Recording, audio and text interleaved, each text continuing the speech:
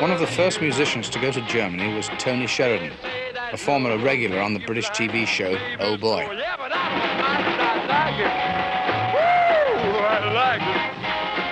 In Hamburg, he quickly became a local star and a permanent fixture on the Reeperbahn. Before we came, there was sort of a watered-down German version of rock and roll, which was, say, for example, Teddy Bear, the Presley song, done by a German artist who would wiggle his legs as much as possible and sing a very silly German lyric. The show was sort of the main thing. They wanted a little show, and they would say, mach show, you know, like inciting you to jump around and smash things. Alan Williams had booked the Beatles into two dreary clubs, the Kaiserkeller and the Indra, where for the next 2 months they played a back-breaking schedule of up to 7 hours a night. The living accommodations provided by the club owner were a far cry from their tidy Liverpool homes. When they played here at the Indra and the Kaiserkeller, they were living in a room with no window in, and 4 guys of them. The condition they had was terrible in that time. Horst Fascher, a former boxer who had been banned from the ring for killing a sailor in a street fight, became friend and protector to the Liverpool groups. I remember that Tony went to him and said, listen, but if you need some protection here, and if you're in trouble with some girls who are prostitutes, and maybe you don't know that they are prostitutes, and you get involved with them, and the pimps found it out that you can have a lot of trouble. Talk to Horst about it, he takes care about you. And then it came that I was more or less their, like bodyguard, more or less. Although Stewart, their oldest member, had only just turned 20, the Beatles, having grown up in a seaport town, were far from naive. Yet their eyes were opened by the abundance of sex, drugs, and drink that Hamburg offered. The rough life and the long hours far from home hardened them, and their music. The band got tighter, and their repertoire expanded. They were no longer that bum group that nobody wanted. They were professionals.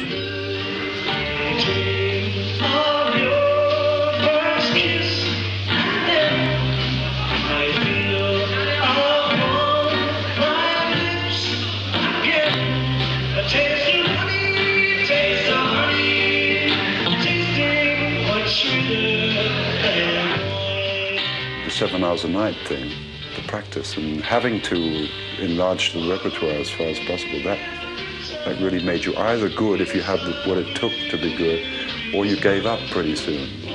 With playing 7 hours a night for 2 months, the experience you gained for yourself was tremendous. You learn how to relax your voice, how to utilize your voice, how to improve on the guitar. I think everybody who went to Hamburg came back vastly improved in their ideas, in the technique, and also in the writing capabilities. In the evolution of things, especially music, there are certain centers and there are places which serve as a sort of a breeding ground, and people played the roles of catalysts, and Hamburg was one of those. Bill Harry had shared a flat with John and Stu in the art college days. While they were in Hamburg, he was at home, rapidly becoming an expert on the growing Liverpool beat scene. He would soon start a newspaper called Merseybeat to keep track of all the new groups and new clubs. They came back from Hamburg still as an unknown band. I started promoting them as the sort of big band. Though they weren't really the big band in Liverpool, I sort of promoted them like that because they were close friends of mine. And a promoter, Brian Kelly, had realised their talent, and he'd booked them on all his jive highs, which were the big gigs at the time, Aintree Institute and Litherland Town Hall. The curtains opened at Litherland Town Hall, and there was just these guys on stage. At the time, everybody was into uniformity, wearing the same clothes. And these guys with hair longer than what I'd ever seen in my life.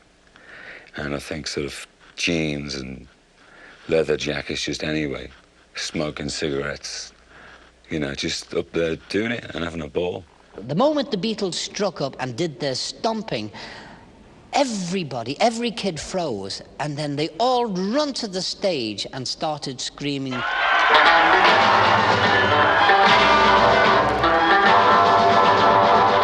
Following their debut at Litherland Town Hall, the Beatles became sought after by small dance hall owners throughout Liverpool.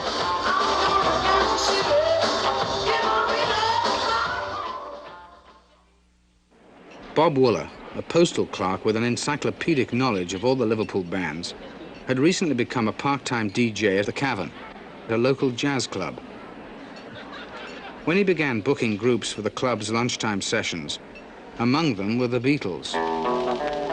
Hi there, all you cave dwellers. This is Bob Wooler saying welcome to the best of sellers.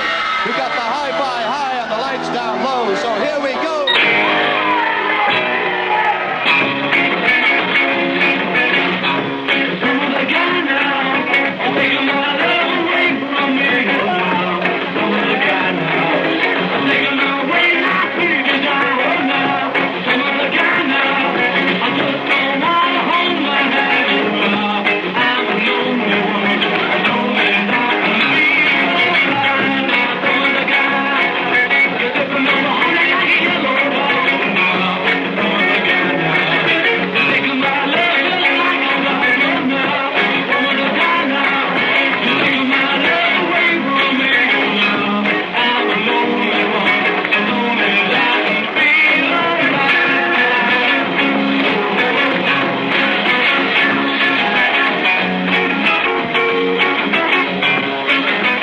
Converted to rock and roll with the Beatles as one of its regular bands.